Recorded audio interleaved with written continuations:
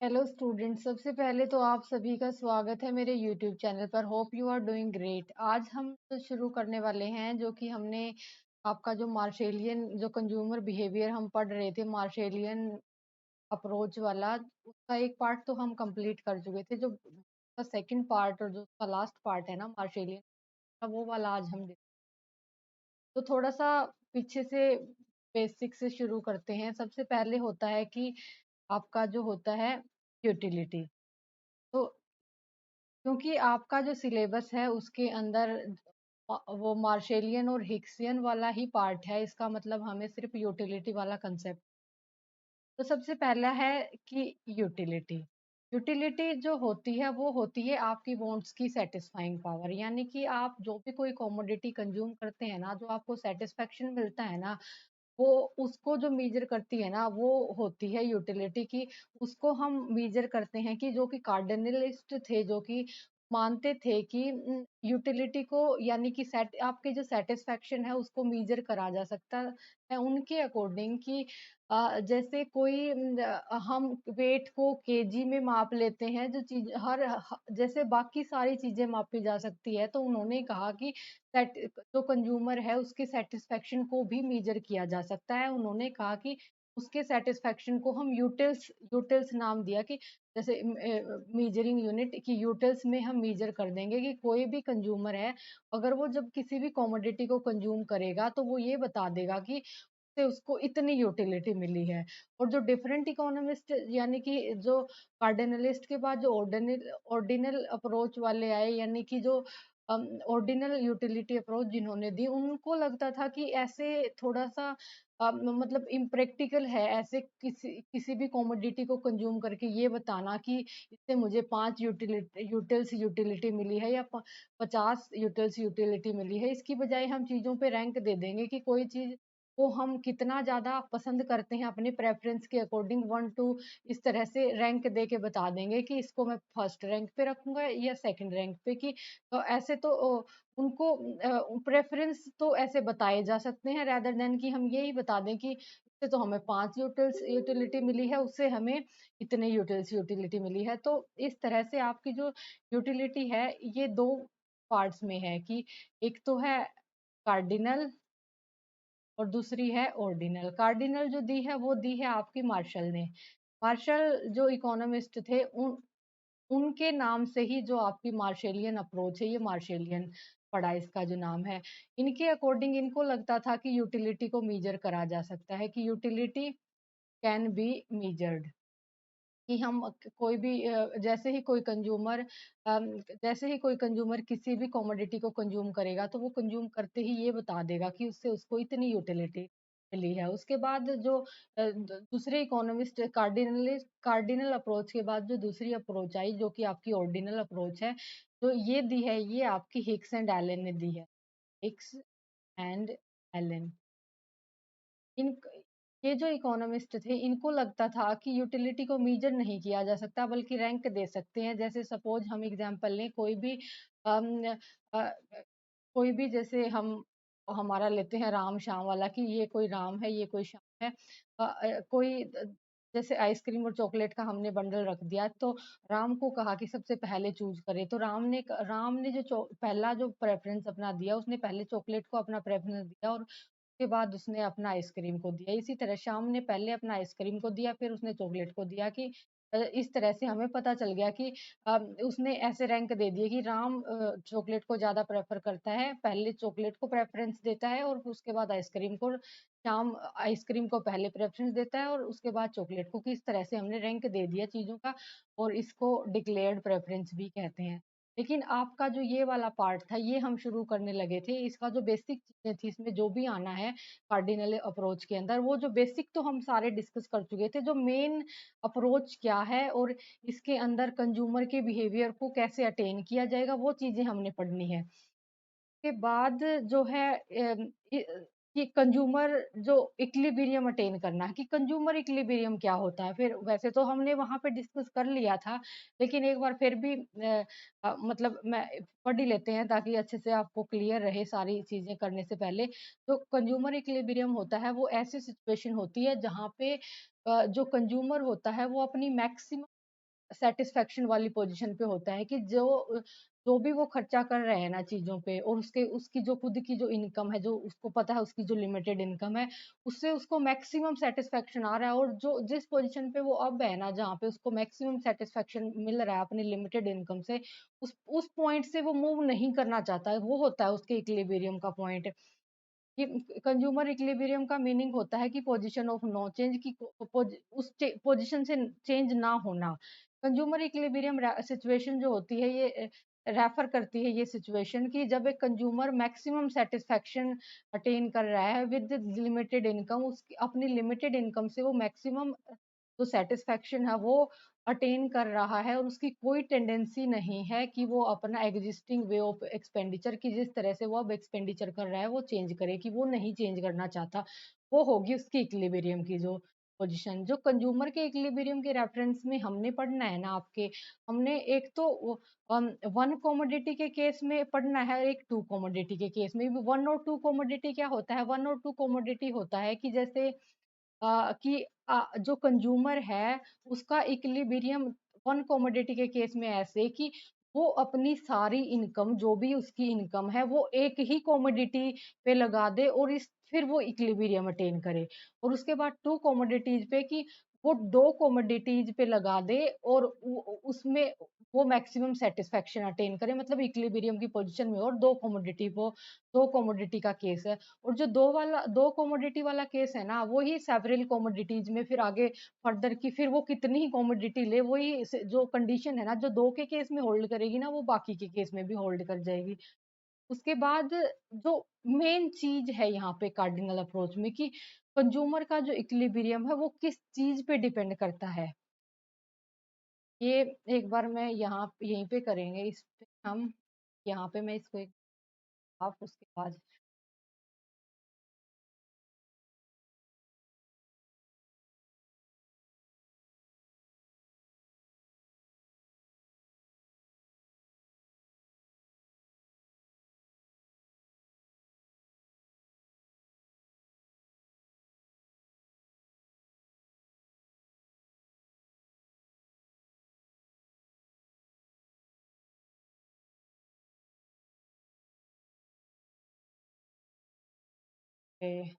मतलब कि कंज्यूमर का जो बिहेवियर है वो दो चीजों पर डिपेंड करता है। वो कौन सी दो चीजें हैं कि जो कंज्यूमर के इक्विलिब्रियम से रिलेटेड जो कंसेप्ट पढ़ रहे हैं, तो कंज्यूमर का जो बिहेवियर है, ये जो बिहेवियर है उसका दो चीजों पर डिपेंड करता है। सबसे पहला तो आपका आता है प्राइस पेड। प्राइस पेड यानी कि वो किसी कमोडिटी के लिए जो कंज्यूमर है वो कितना पैसा दे रहा है, वो प्राइस पेड। और उसके बाद आता है उससे मिलने वाला एक्सपेक्टेड जो होता है आपका सेटिस्फेक्शन। एक्सपेक्टेड सेटिस्फेक्शन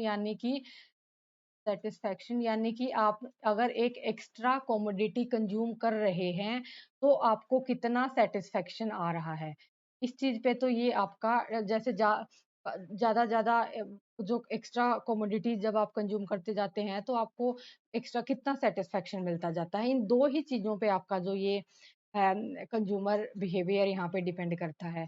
उसके बाद एक एग्जांपल लेते हैं। सपोज आपने कोई मूवी देखी, आपने मूवी देखी और आपने कोई थिएटर में मूवी देखी और आपको वो मूवी देख के जैसे मूवी बहुत पसंद आई, आपको मजा आया, तो आपने आते ही उधर से अपनी मूवी देख के आने के बाद आपने कह दिया कि पैसा वसूल हो गया। मतलब कई बार जनरली हम कह देते हैं तो पैसा वसूल हो गया। वो पैसा वसूल क्या हुआ कि आपने उसके लिए जो प्राइस पे किया ना, उस उतना ही आपको सेटिस्फेक्शन हो गया। सेटिस्फेक्शन क्या यानी कि आपको उतना ही मजा आ गया वो देखने में, कि किसी भी कमोडिटी के लिए आपने जितना प्राइस पे किया उस उतना ही आपको उससे सेटिस्फेक्शन मिल गया, कि उतना ही आपको मजा आ गया, पैसा वसूल हो गया आपका।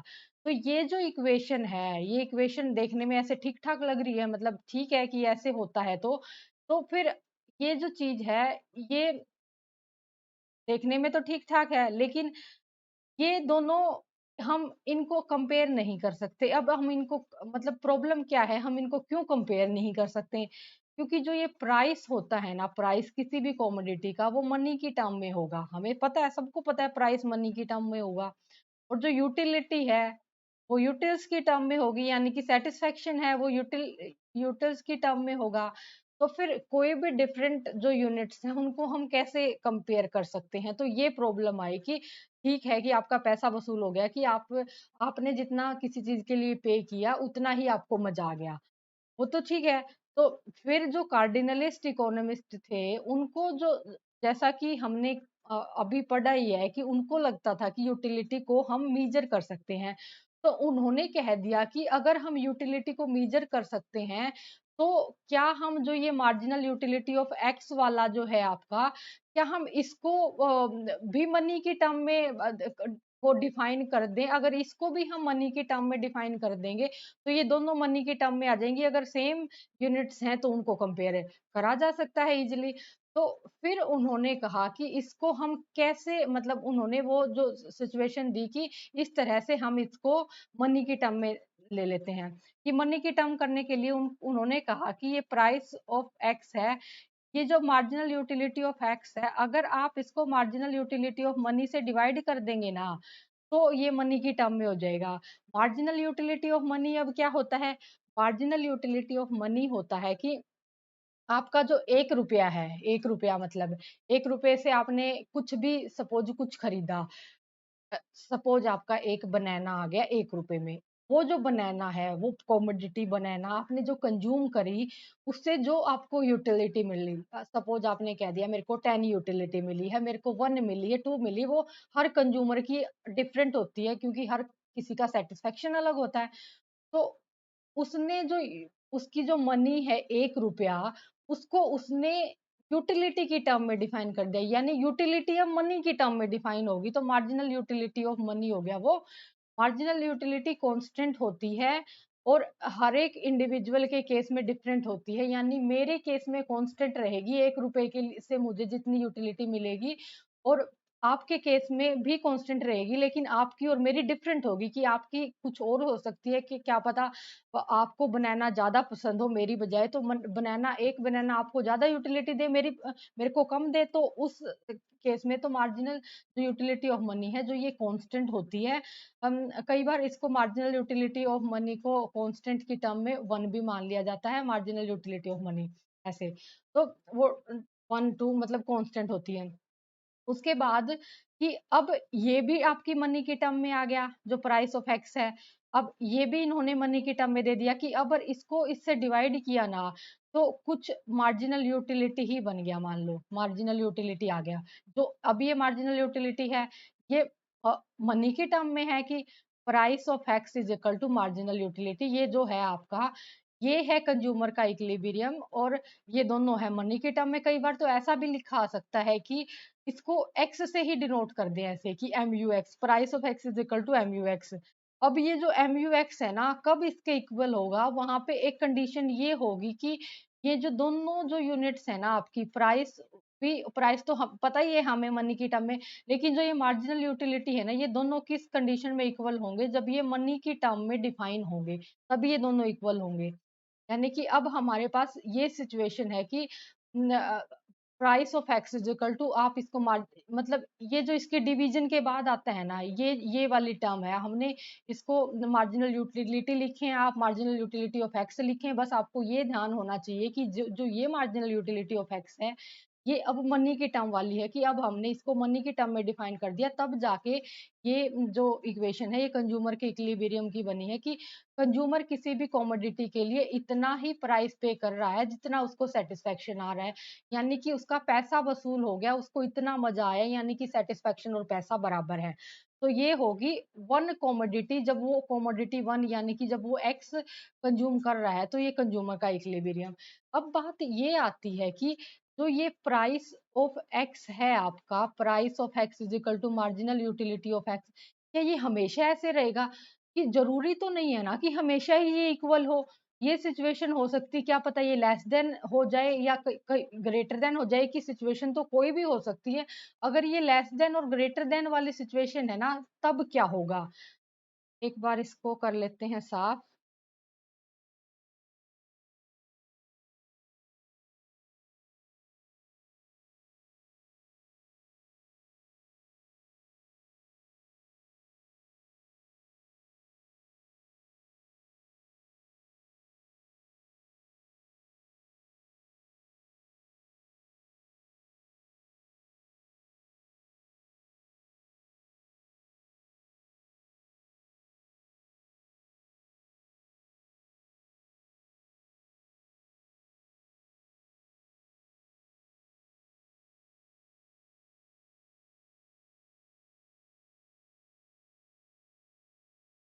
पहला केस ले लेते हैं कि अगर अगर price of x greater than है मार्जिनल यूटिलिटी ऑफ एक्स, और दूसरा केस था कि अगर ये लेस हो जाए, अगर इक्वल है तो ऑब्वियस सी बात है कि कंज्यूमर आपका इक्विलिब्रियम में है ही। अब जब प्राइस ऑफ एक्स, पहला केस अगर हम लें कि प्राइस ज्यादा है किसी चीज का और मार्जिनल यूटिलिटी यानी कि उससे आपको यूटिलिटी उतनी नहीं मिल रही कि आपको वो चीज महंगी लग रही। महंगी कैसे कि आप उसके लिए जितना पैसा आप पे कर रहे हो ना, उस उससे उतना मजा नहीं आ रहा उसको कंज्यूम करने में। जब कोई चीज आपको ज्यादा मजा दे ही नहीं रही, ज्यादा संतुष्टि नहीं दे रही, तो वो और आपको वो महंगी भी लग रही है, तो ऑब्वियस सी बात है उस टाइम पे आप क्या करेंगे, आप जो है उसका कंजप्शन कर देंगे कम। कि ऐसी महंगी चीज लेने का क्या ही मजा जो जो सेटिस्फेक्शन ना दे रही हो, कंजप्शन कर देंगे कम। अगर किसी चीज का कंजप्शन कम कर देते हैं तो लॉ ऑफ आपका डिमिनिशिंग मार्जिनल यूटिलिटी अप्लाई होगा कि अगर किसी चीज का कंजप्शन डिक्रीज हो जाए तो उससे मिलने वाला जो सेटिस्फेक्शन आपका वो इंक्रीज हो जाता है, और वो सेटिस्फेक्शन इंक्रीज होके इसके बराबर आ जाएगा कि price of x marginal utility of x, क्योंकि वो तब तक डिक्रीज करेगा उसका कंजप्शन जब तक कि उसका सेटिस्फेक्शन बढ़ के और इसके बराबर नहीं हो जाता कि price of x is equal to marginal utility of x आ जाए। कि अब बराबर आ गया, दैट मीन्स फिर से वो इक्विलिब्रियम की सिचुएशन में हो गया। ये केस तो ऐसे हुआ। उसके बाद कि अगर प्राइस कम है और मार्जिनल यूटिलिटी ज्यादा है, प्राइस भी कम है, यूटिलिटी भी ज्यादा दे रही है, यानी मजा भी आ रहा है, महंगी भी नहीं है।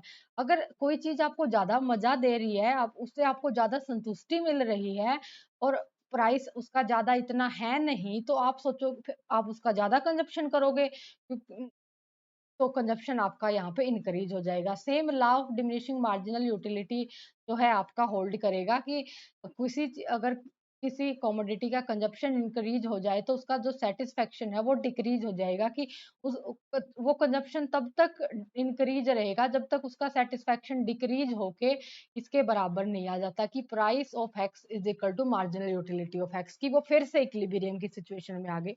ये दो सिचुएशंस हैं जो आपकी हो सकती थी, और वो फिर से आ गया इक्विलिब्रियम की सिचुएशन में कि कंज्यूमर इक्विलिब्रियम पे पहुंच गया। अब इसको टेबल के थ्रू मतलब जैसे कि ये जो कंज्यूमर बिहेवियर है इसमें भी कुछ एक जो अजम्पशंस हो सकती हैं। इसमें अजम्पशंस जो आएंगी ना वो आएंगी law of diminishing marginal utility वाली, क्योंकि जिस इसमें law of diminishing marginal utility आपका होल्ड कर रहा है, और अगर law of diminishing marginal utility आपका होल्ड कर रहा है दैट मीन्स उसकी सारी अजम्पशंस भी इसमें लग जाएंगी। उसके बाद हम इसमें देख लेते हैं कि अगर हम इसको टेबल की फॉर्म में और ग्राफिकली दिखाएं कि कंज्यूमर का जो इक्विलिब्रियम है उसको हम कैसे दिखाएंगे, तो वो वाला करेंगे हम। एक बार मैं इसको कर दूं साफ।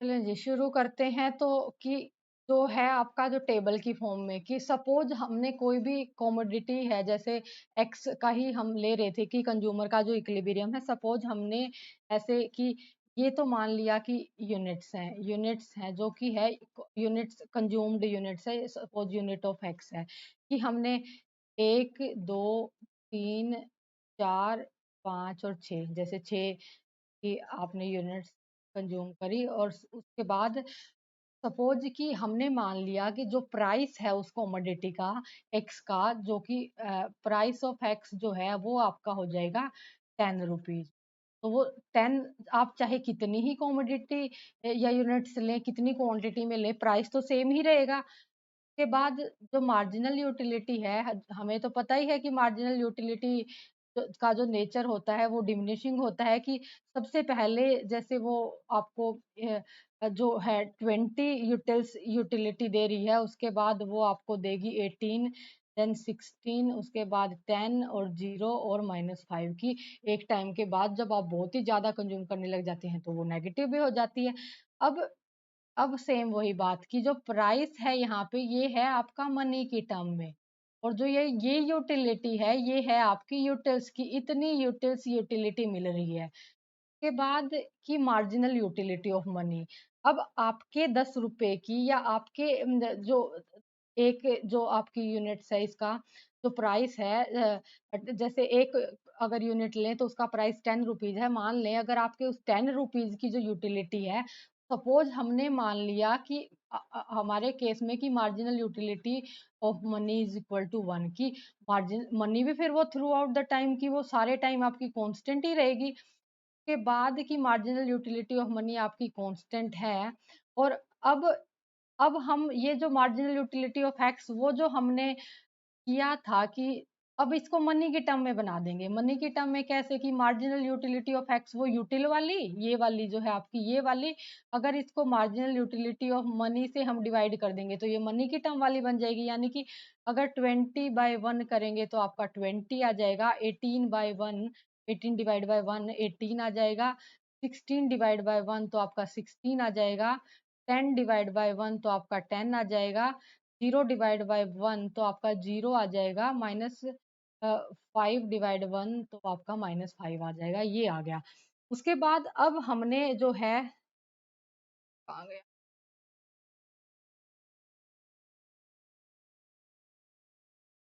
उसके बाद जो हमने इसका अ, जो कि टैबुलर तो रिप्रेजेंटेशन हो चुका है इसका, अब हमने इसको दिखाना है ग्राफिकली। ग्राफिकली जो दिखाना है उसमें तो हमें यूनिट्स चाहिए होंगी और ये चाहिए होगा, और उसके बाद ये जो लास्ट वाली की ये -20 18 16 10 0 और -5। सपोज हम मतलब कि अगर हम इसको यहाँ दिखाएं, थोड़ा सा छोटा जाएगा, स्पेस भी नहीं है कि जैसे यहाँ पे हम लें यूनिट्स, जो कि आपकी एक्स की जो यूनिट्स हैं 1 2 3 4 5 6।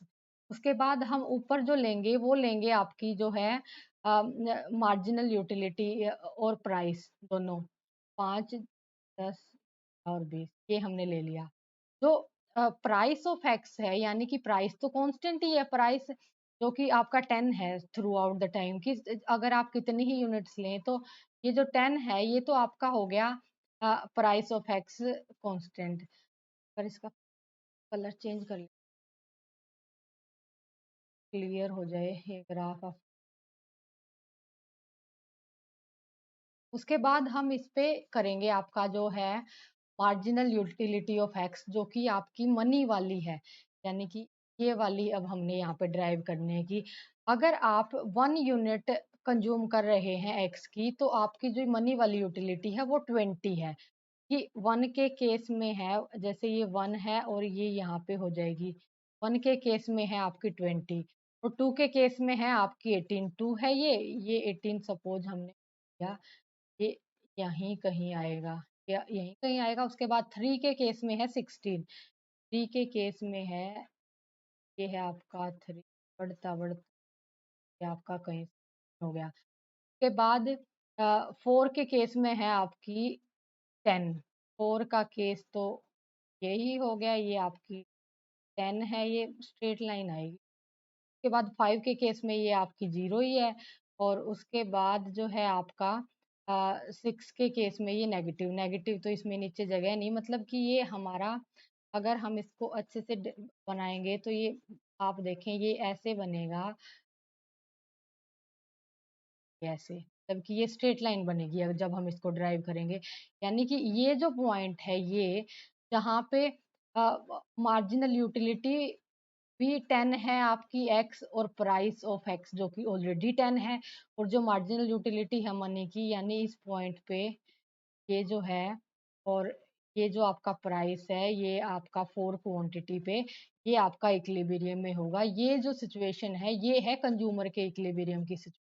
मतलब कि इससे रिलेटेड जो क्वेश्चन आते हैं वो बेसिकली कई बार तो आजकल जो ये इक्वेशंस आती हैं ना कि कंज्यूमर इक्विलिब्रियम के केस में कौन सी स्टेटमेंट सही है, यानी कि marginal utility of x is equal to p p of x, ये दोनों कब है जब ये दोनों मनी की टर्म में है। अदरवाइज वो एक हमारी जो स्टार्टिंग में जो इक्वेशन बनी थी कि p x is equal to M U x by M U M था। उसके बाद एम यू एम को हम उधर ले जाएं क्रॉस मल्टीप्लाई करके और पी एक्स को नीचे ले आए, यानी कि M U of M is equal to marginal utility of x divide by p of x. यानी कि ये भी हो सकती है कि marginal utility of money is equal to marginal utility of x by p of x. मतलब ये वन कॉमोडिटी के केस में कि ग्राफिकली तो इसको कि ये है इसके इक्विलिब्रियम का पॉइंट और ये इसकी टेबल होगी, टेबल से समझा दिया। क्वेश्चन इसमें इस टाइप का आ सकता है कि ये तो होगी कि जब कंज्यूमर जो है वो एक कॉमोडिटी ले रहा है, मतलब एक। और इसमें यहाँ पे हम देख लेते हैं कि थोड़ा सा इसमें सही मैसेज तो हुआ हुआ है।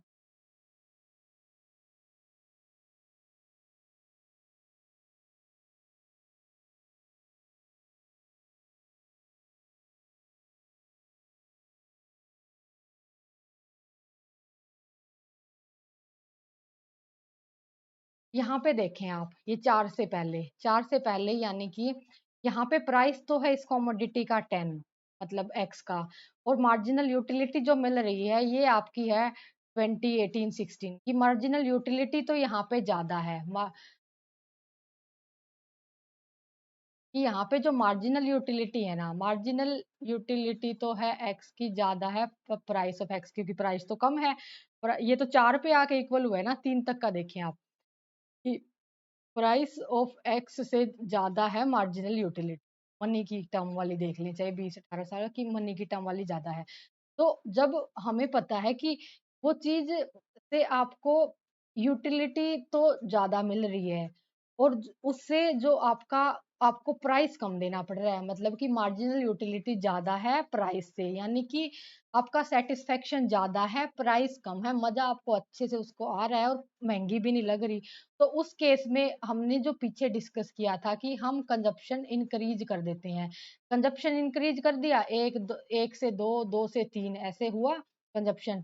और कंजप्शन इंक्रीज करने से law of diminishing marginal utility आपका होल्ड किया, उसका से आपका सेटिस्फेक्शन डिक्रीज करने लग गया कि जो यूटिलिटी है आपकी वो डिक्रीज करने लगी 20 से 18 पे आई, 18 से 16 पे, और एंड में वो कंजप्शन इंक्रीज होने के कारण वो इक्वल आ गई कि प्राइस और मार्जिनल यूटिलिटी आपके इक्वल हो गई, कि वहां पे वो वापस से इक्विलिब्रियम में आ गई। और सेम अगर 4 के बाद वाला केस देखें कि यहाँ पे जो आपकी प्राइस है ना ये तो 10 है, दोनों जगह 10 है, और जो मार्जिनल यूटिलिटी है ये 0 और -5 है, कि यहाँ पे तो प्राइस ज्यादा है मार्जिनल यूटिलिटी ऑफ एक्स से, कि प्राइस तो कि वो चीज आपको ज्यादा महंगी लग रही है और उससे आपको इतना मजा नहीं आ रहा, कि यूटिलिटी सेटिस्फेक्शन ही नहीं आ रहा आपको उससे। अगर वो चीज आपको इतनी महंगी लग रही है, प्राइस आप उसको ज्यादा दे रहे हो, उस सेटिस्फेक्शन आपको कम मिल रहा है, तो आप उसका जो कंजप्शन है वो डिक्रीज कर देंगे। फिर सेम वही law of diminishing marginal utility hold करेगा। फिर कंज्यूमर का जो सेटिस्फेक्शन है वो इंक्रीज हो जाएगा, और सेटिस्फेक्शन जो है वो तब तक कंजप्शन उसका डिक्रीज करेगा जब तक उसका सेटिस्फेक्शन इंक्रीज होके उसके लेवल तक नहीं पहुंच जाता, यानी कि वो 6 से लेके वो 4 तक पहुंचेगा, कि इतना कंजप्शन वो डिक्रीज करेगा ताकि वो इक्विलिब्रियम लेवल पे पहुंच जाए और उसको उसका जो सेटिस्फेक्शन और उसका जो प्राइस है वो बराबर आ जाए। ये वाली बात इसमें। अब देखेंगे इसमें हम जो कि है आपका टू कॉमोडिटी वाला केस। एक बार इसको आप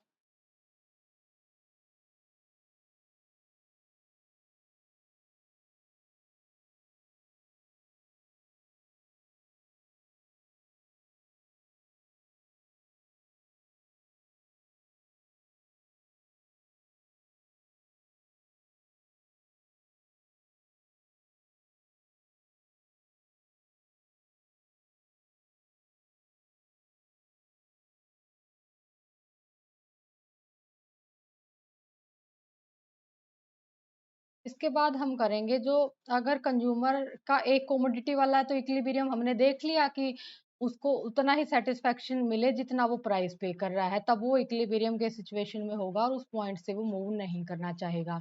उसके बाद हम देखेंगे कि अगर कंज्यूमर दो कॉमोडिटीज ले रहा, if consumer is having two commodities, तो उसका इक्विलिब्रियम पोजीशन क्या होगी। अब दो कॉमोडिटीज सपोज हमने मान ली, एक तो उसके पास है एक्स, एक कमोडिटी है एक्स और दूसरी है कमोडिटी वाई। अब जो कंज्यूमर है उससे उसने जो चाहिएगा वो दोनों से बराबर सेटिस्फेक्शन चाहिए उसको। ऐसा तो नहीं है कि एक्स से उसको ज्यादा मिल जाए और वाई से उसको कम मिल जाए। ऐसा नहीं करेगा कंज्यूमर कि वो दोनों कमोडिटी अपनी इनकम को इस तरह से खर्च करे कि दोनों ही चीजें उसको दो कमोडिटी वो कंज्यूम कर रहा है उससे उसको मैक्सिमम सेटिस्फेक्शन मिले।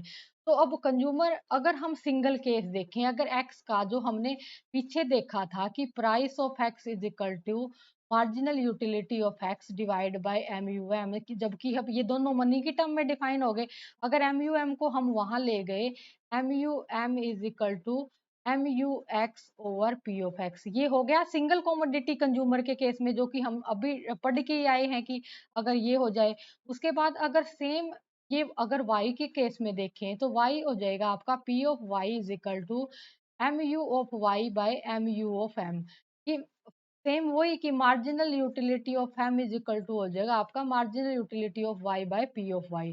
अब ये मार्जिनल यूटिलिटी ऑफ m इसके इक्वल है कि marginal utility of x over px, और मार्जिनल यूटिलिटी ऑफ m भी ये भी इक्वल है marginal utility of y by p of y। इन दोनों को अगर हम कंपेयर करें, ये दोनों इक्वेशंस को, तो हम इस कंक्लूजन पे पहुंचेंगे कि marginal utility of x by p x is equal to marginal utility of y by p. तो कि दोनों जो जो दोनों कमोडिटीज है उससे उसको उतना सेटिस्फेक्शन मिले जितना उन पे वो अपना पे कर रहा है, उनके लिए जो पैसा है वो खर्च कर रहा है। तो एक्स के लिए, और एक्स का जितना होगा उतना ही वाई से उसको सेटिस्फेक्शन और पैसा। तो ये है कंज्यूमर का इक्विलिब्रियम जब वो दो कमोडिटीज को ले रहा है। अब ये तो इक्विलिब्रियम है, ऐसा भी तो हो सकता है कि ये इक्वल भी ना हो कई बार, जैसे कि ये लेस देन हो जाए या ये ग्रेटर देन, की ये सिचुएशंस आ सकती हैं कि अगर वो ग्रेटर देन है तो कंज्यूमर को क्या करना चाहिए कि मार्जिनल यूटिलिटी ऑफ एक्स, या फिर वो तो कोई कमोडिटीज का भी नाम दे सकता है कि अगर एक कमोडिटीज से उसे ज्यादा यूटिलिटी मिल रही है दूसरी वाले से कम मिल रही है तो कंज्यूमर क्या करेगा, क्या वो कंजप्शन करेगा ना करेगा, मतलब उस टाइप का सिनेरियो भी हो सकता है। तो अब हम इसका ये देखेंगे कि अगर ये एक ये इसका एक ग्रेटर वाला केस देखेंगे और इसका जो लेस देन वाला केस है वो देखेंगे।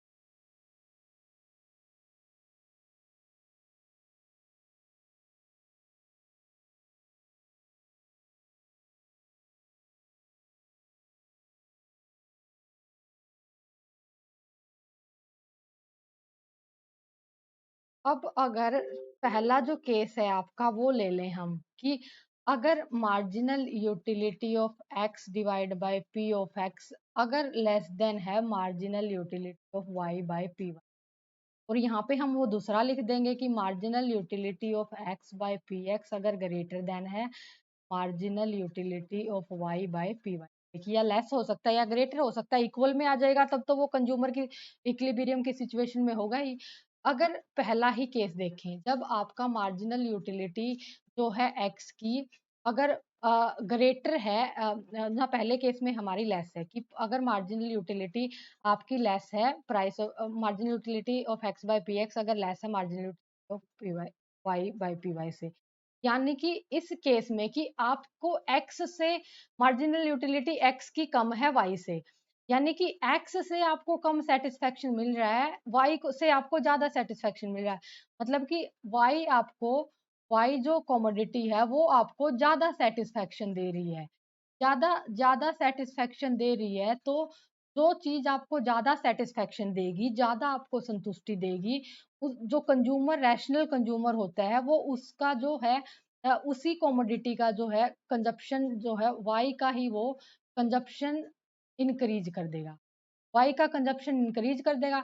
अब जब वो वाई का कंजप्शन इंक्रीज करेगा ना, same law of diminishing marginal utility लगेगा, और वाई का कंजप्शन ज्यादा होने से जो उससे मिलने वाला जो सेटिस्फेक्शन है वो डिक्रीज हो जाएगा, और वो सेटिस्फेक्शन उसका वाई का जो सेटिस्फेक्शन उसका डिक्रीज हो के एक्स वाले के बराबर आ जाएगा, यानी कि वो फिर से M U x by p x is equal to M U y by p y, यानी कि वो इक्विलिब्रियम की सिचुएशन पे पहुंच जाएगा।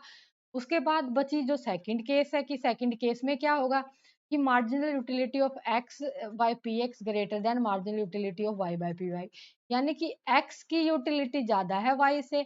अगर एक्स की यूटिलिटी ज़्यादा है यानी कि एक्स का जो एक्स आपको ज़्यादा सैटिस्फैक्शन दे रही है, एक्स ज़्यादा अगर सैटिस्फैक्शन दे रही है, कोई भी चीज़ अगर ज़्यादा सैटिस्फैक्शन देती है तो ऑब्वियस सी बात है कि कंज्यूमर है जो एक्स का जो कंजप्शन है उसको इंक्रीज कर देगा।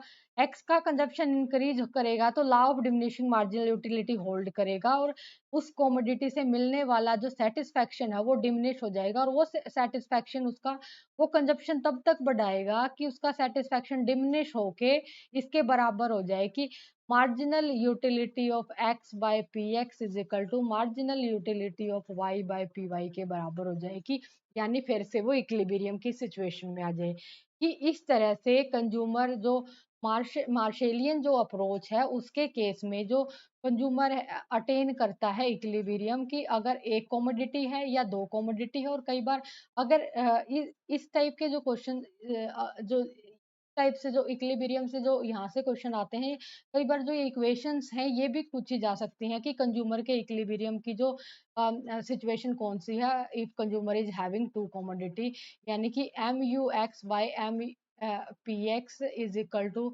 M U y by p y. अब यही सेम इक्वेशन है, इस सेम इक्वेशन को एक दो तरीके से और लिखा जा सकता है मतलब वो घुमा फिरा के कैसे भी आ जाए आपको पता होना चाहिए। इसको दूसरा कैसे लिखा जा सकता है?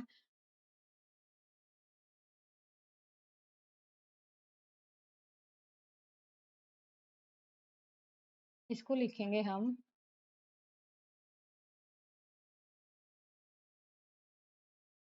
जैसे कि ये है आपका M U x by p x is equal to M U y by p Y.